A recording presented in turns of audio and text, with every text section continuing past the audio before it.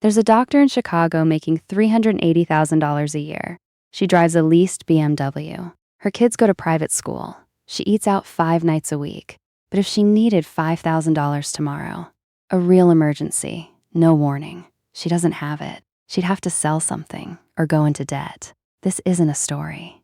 This is data. And if you think a bigger paycheck makes money, stress disappear, the next 25 minutes are going to change how you see this completely. Let's start with this doctor. Don't worry about the name. There are thousands like her. This isn't one unusual case. It's a pattern. Annual income, $380,000. Monthly mortgage payment, $4,200. On paper, this woman is wealthy. In reality, one missed paycheck could break her. And she's not alone.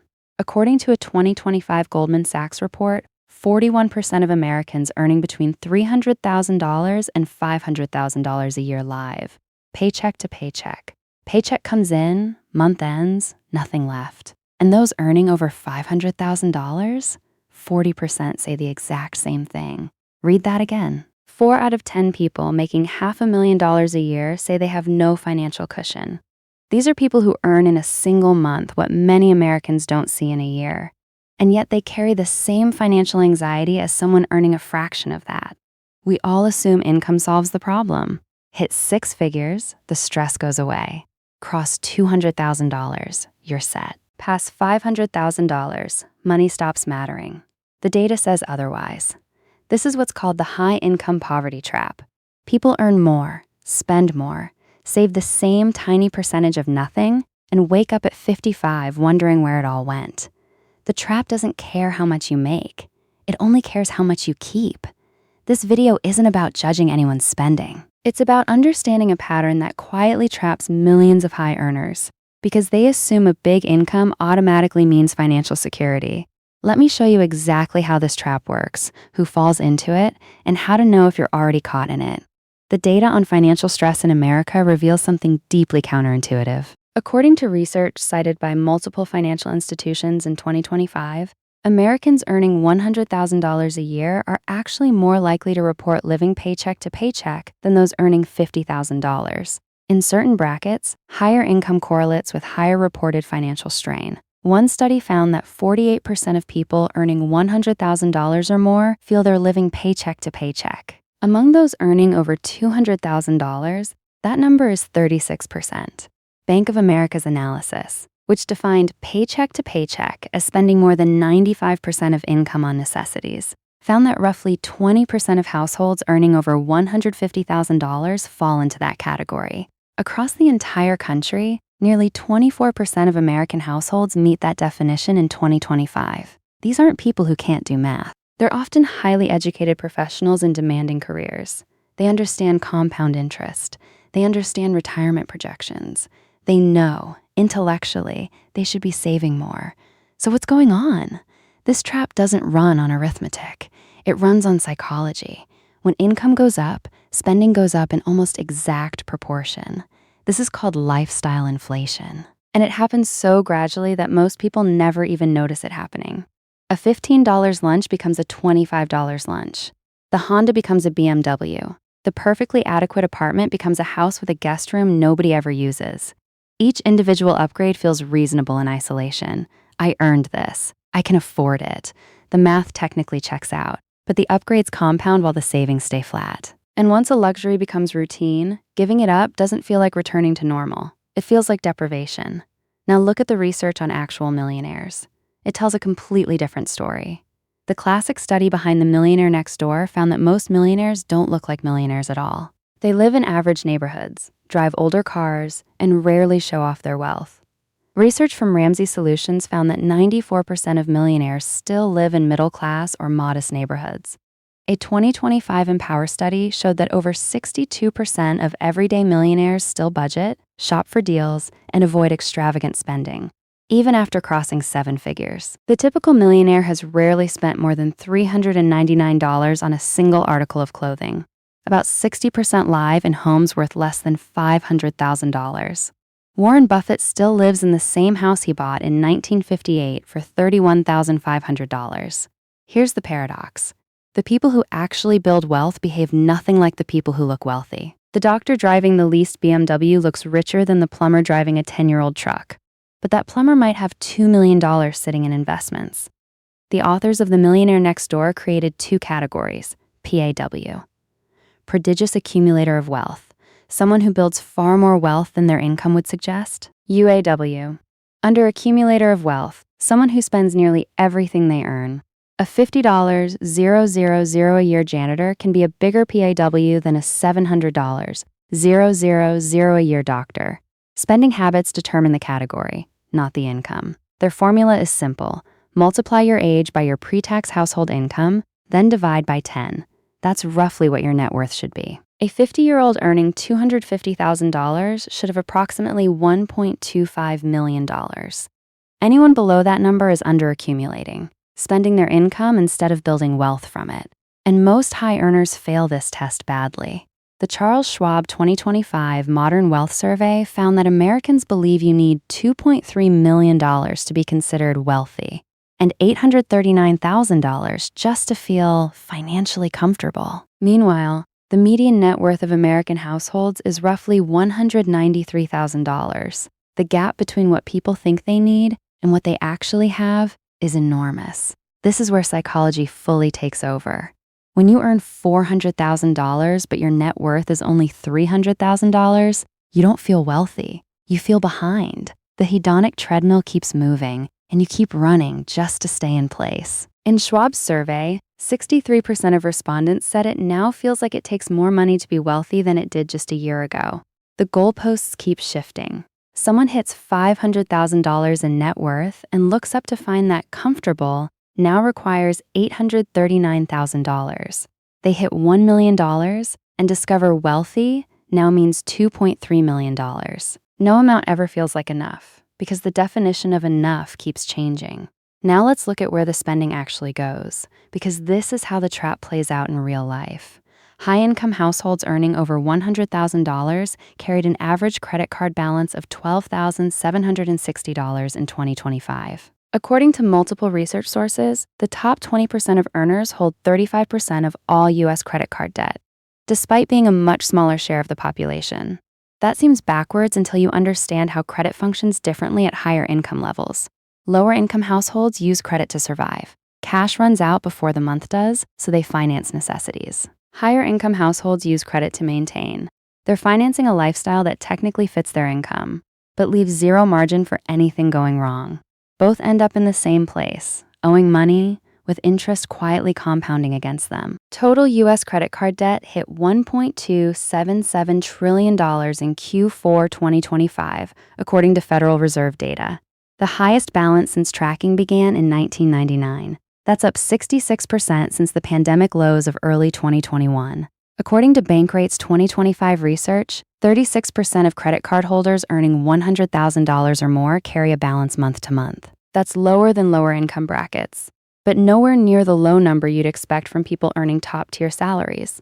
61% of Americans with credit card debt have carried it for at least a year, up from 53% the year before. Debt is becoming chronic, not temporary, even for high earners. The fixed cost trap is especially dangerous for high-income households. At $50,000 a year, your housing cost is limited by what a landlord will approve you for. At $300,000 a year, you qualify for a mortgage that stretches your budget just as thin, just with bigger numbers attached. An $80,000 household might spend $2,000 a month on housing. A $300,000 household might spend $8,000. Both are spending roughly the same percentage of income on shelter. Both feel equally squeezed. The higher income family just has more expensive problems, with the exact same lack of flexibility. Private school tuition, multiple car payments, a vacation home, a country club membership. These aren't frivolous in the traditional sense. They become lifestyle commitments that function like fixed costs once they're locked in. Pulling a kid out of private school feels impossible. Selling the vacation home feels like admitting failure. Downgrading the car feels like a public confession that things aren't going well. The trap tightens precisely because the lifestyle is so hard to reverse. According to Clarify Capital Research, six-figure earners are responding to financial pressure in some telling ways. 47% are delaying dream vacations. 31% are stalling home renovations. 26% are postponing buying a car. 17% are putting off buying a house. These delays say something important. High earners know they're stretched thin. They just haven't changed the underlying spending patterns that created the squeeze in the first place. The savings rate tells the full story. According to the Bureau of Economic Analysis, the U.S. personal savings rate stood at just 3.6% in December 2025. Americans are saving roughly $3.60 out of every $100 of disposable income. During the pandemic peak in April 2020, that rate hit 33.8%. Stimulus checks arrived, spending options disappeared, and Americans accidentally experienced what aggressive saving actually feels like. That money is gone now. Here's the crucial insight. This pattern holds across every income level. Higher earners save slightly more in raw dollar terms, but their savings rate stays just as thin because their spending scales right alongside their income. Someone earning $75,000 who saves 4% accumulates $3,000 a year. Someone earning $300,000 who saves 4% accumulates $12,000 a year. The higher earner is saving 4 times as much in dollars, but relative to their income and lifestyle costs, they're just as exposed to any disruption. Now compare that to how actual wealth builders behave. Research from the Millionaire Next Door found that millionaires typically invest at least 15% of their annual income before spending on anything else. They pay themselves first, treating savings as non-negotiable, not aspirational. The gap between 4% and 15% compounds dramatically over time. After 30 years, the 15% saver has built real, substantial wealth. The 4% saver has a modest cushion, probably not enough for a comfortable retirement. Social comparison accelerates all of this. Lifestyle creep has always existed. What's changed is visibility. Social media now shows everyone else's vacations, renovations, and purchases in real time. A 2025 Goldman Sachs report explicitly cited keeping up with the Joneses as a driver of paycheck to paycheck living among high earners. Six-figure earners feel pressure to match their peers' spending, even when the math doesn't support it. This creates a strange dynamic. People earning top 5% incomes feel financially inadequate because they're comparing themselves to the top 1%, or to carefully curated social media versions of people who might actually be even more leveraged than they are. The comparison isn't just against your neighbors anymore. It's against everyone visible in a feed that's been filtered down to nothing but highlights. According to Empower data, spending on food delivery rose 10.2% year over year, from $162.40 to $179 a month. Streaming spending grew 12.5%. Rideshare spending grew 7.9%. These are all convenience categories. Each individual expense is small. Coffee, delivery apps, subscriptions. Nobody notices them piling up. But $179 a month on food delivery is $2,148 a year. Add streaming, ride shares, and subscription boxes, and the total creeps toward real money that vanishes without leaving anything lasting behind. The high-income version of this is the same psychology, just with bigger numbers. First class instead of economy, hotels instead of Airbnbs, restaurants instead of home cooking. Each upgrade feels minor on its own, but together they build a lifestyle that requires the entire income just to sustain. Research shows millionaires spend differently. About 44% spend more on experiences than on luxury goods. But they're deliberate about which experiences are worth it. They spend on what they actually value and cut ruthlessly everywhere else. That selective frugality is what separates real wealth builders from high earners stuck in this trap. Geography adds another layer to all of this. In Schwab's survey, residents of San Francisco said you need $4.4 million to be considered wealthy. Southern California residents said $3.4 million. New Yorkers said $2.9 million. Living in a high-cost city inflates both your expenses and your expectations at the same time. $300,000 in Kansas City looks nothing like $300,000 in Manhattan or San Francisco. Someone earning $350,000 in New York can genuinely feel financially constrained because housing, taxes, and basic living costs eat up a much larger share of their income than someone earning half as much in a cheaper city. They're earning a coastal salary and paying coastal prices, and those two things often just cancel each other out. The contrast with actual millionaires is stark. Research consistently shows that 79% of millionaires are self-made. They receive no inheritance. Only 31% averaged $100,000 or more annually over their entire careers. Many built wealth on modest incomes through consistent behavior over a very long time. 73% of millionaires have never carried a credit card balance. They understood that compound interest works for you or against you, and they made sure to stay on the right side of it. The average millionaire worked, saved, and invested for 28 years before crossing the $1 million mark. Most didn't get there until around age 49. The path was slow and boring, not dramatic or sudden. That timeline matters because it shows exactly what the high-income poverty trap costs.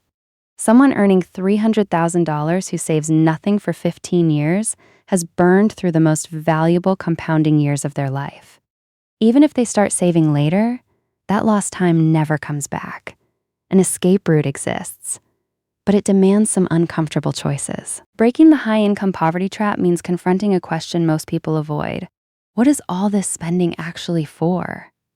The doctor making $380,000 could save $100,000 a year if she chose to. She earns enough. She just spends enough to make sure she never gets there. Choosing differently means accepting that the BMW can be a Honda, that private school might not be necessary, that eating out every night serves convenience more than nutrition, that the house with the empty guest room mostly impresses people who don't actually matter. This can sound like judgment, but it's really just trade-offs made visible. Someone who genuinely values private education and fine dining should absolutely spend on those things, but consciously, understanding the opportunity cost, not automatically, because that's what people at their income level are supposed to do. The high-income poverty trap isn't about deprivation. It's about intention. Most people caught in it never consciously chose their spending patterns. Expenses accumulated gradually, each one reasonable on its own, until eventually the entire income was already spoken for. Reversing it means auditing every recurring expense and asking honestly, does this still deliver value proportional to what it costs? Often the answer is no. Subscriptions go unused. Square footage sits empty. Cars barely get driven. Memberships provide status more than actual utility. The automation principle works at any income level. Saving whatever's left after spending doesn't work. Spending whatever's left after saving does. Someone earning $400,000 who automates $120,000 a year into investments will build real wealth regardless of how they spend the remaining $280,000. They'll still live well, just not quite as well as someone earning the same amount who saves nothing. But the gap between those two people compounds enormously over time. After 20 years of consistent investing, the saver has built generational wealth. The spender has lifestyle memories and very little to show for it financially. The math is straightforward. If you earn $300,000 and save 30%, you accumulate $90,000 a year before investment returns. At an average 7% return over 20 years, that grows to roughly $4 million. If you earn that same $300,000 and save only 5%, you accumulate $15,000 a year. Same returns, same timeline, and you end up with roughly $650,000. The difference is $3.35 million. That's the true cost of the high-income poverty trap over just 2 decades. The high-income poverty trap survives because people optimize for the wrong variable. Optimizing for lifestyle means maximizing consumption today, at the expense of flexibility tomorrow. Optimizing for wealth means accepting some constraint today, in exchange for real options tomorrow. Neither approach is inherently wrong, but only one of them leads to the financial security that high earners assume their income should already be giving them. A $200,000 income with a 30% savings rate builds wealth faster than a $400,000 income with a 5% savings rate. The math isn't complicated. The behavior is. 77% of Americans don't feel financially comfortable, regardless of what they earn. 40% of people making $500,000 a year live paycheck to paycheck. Credit card debt just hit an all-time high, while incomes are sitting near record levels too. The evidence is overwhelming. Income alone doesn't solve financial problems. Only intentional choices about how much of your income you actually keep versus spend create the security that most people assume a big paycheck should provide automatically. This trap is real. Breaking it is possible, but it starts with admitting one thing. More money was never the answer on its own. What you actually do with the money, that's what's always mattered. And that's what always will. If this made you think twice, do one thing today. Pull up last month's spending and ask yourself one honest question. What is this actually giving me? The answer might surprise you.